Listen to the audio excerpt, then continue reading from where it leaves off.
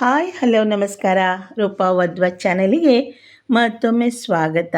ಇವತ್ತು ನಾನು ನಿಮಗೆ ಸ್ಪೆಷಲ್ ಆಗಿರುವ ಒಂದು ಸಾಂಬಾರ್ ರೆಸಿಪಿ ಹೇಳ್ಕೊಡ್ತಾ ಇದ್ದೀನಿ. ಇದು ಇಡ್ಲಿಗೆ ತುಂಬಾ ರುಚಿಯಾಗಿರುತ್ತೆ.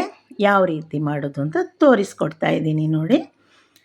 ಇವಾಗ ಬದನೆಯನ್ನು ಕಟ್ ಮಾಡಿ ನೀರಲ್ಲಿ ಹಾಕ್ಕೊಂಡಿದ್ದೀನಿ. ಆಮೇಲೆ ಪೊಟೆಟೊ ಕೂಡ ಕಟ್ ಮಾಡಿ ಹಾಕ್ಕೊಂಡಿದ್ದೀನಿ. ಈಗ ಒಂದು ಕುಕ್ಕರಲ್ಲಿ ತುಪ್ಪ ಹಾಕ್ಕೊಳ್ತಾ ಇದ್ದೀನಿ. ಇದಕ್ಕೆ ಈಗ ಉದ್ದಿನಬೇಳೆ ಹಾಕ್ಕೊಳ್ತಾ ಇದ್ದೀನಿ. 2 ಚಮಚ ಉದ್ದಿನಬೇಳೆ, 1.5 ಸ್ಪೂನು ಸಾಸಿವೆ ಹಾಕ್ಕೊಂಡಿದ್ದೀನಿ.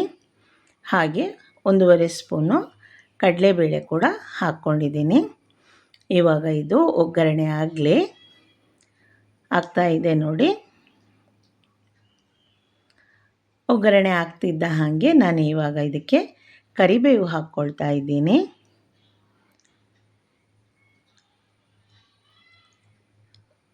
ಈಗ ಇದಕ್ಕೆ ಟೊಮೆಟೊ ಹಾಕ್ಕೊಳ್ತಾ ಇದ್ದೀನಿ. 2 ಟೊಮೆಟೊ ತೊಗೊಂಡಿದ್ದೀನಿ ಇಲ್ಲಿ. ಹಾಗೆ ಈರುಳ್ಳಿ ಕೂಡ ಹಾಕ್ಕೊಳ್ತಾ ಇದ್ದೀನಿ. ನಿಮಗೆ ಎಷ್ಟು ಬೇಕೋ ಅಷ್ಟು ಹಾಕ್ಕೊಳ್ಬೋದು. ಟೊಮೆಟೊ ಮತ್ತು ಈರುಳ್ಳಿ ನಿಮಗೆ ಎಷ್ಟು ಬೇಕೋ ಅಷ್ಟು ಹಾಕ್ಕೊಂಡ್ರೆ ಆಯಿತು. ಇವಾಗ ಇದನ್ನು ಚೆನ್ನಾಗಿ ಮಿಕ್ಸ್ ಮಾಡಿ ನಂತರ ಅದಕ್ಕೆ ಕಟ್ ಮಾಡಿಟ್ಟ ಬದನೆ ಮತ್ತು ಪೊಟೆಟೊವನ್ನು ಹಾಕ್ಕೊಳ್ತಾ ಇದ್ದೀನಿ.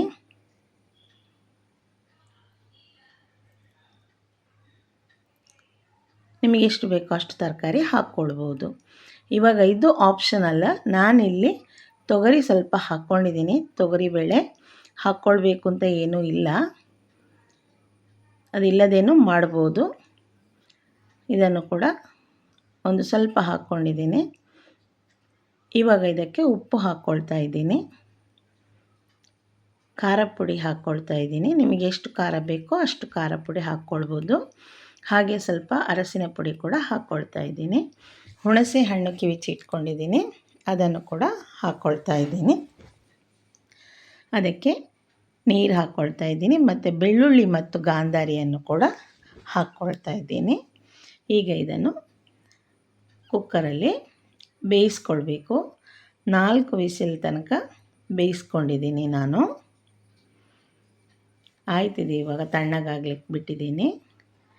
ತಣ್ಣಗಾದ ನಂತರ ಈ ರೀತಿ ಮ್ಯಾಶ್ ಮಾಡಿಕೊಳ್ಬೇಕು.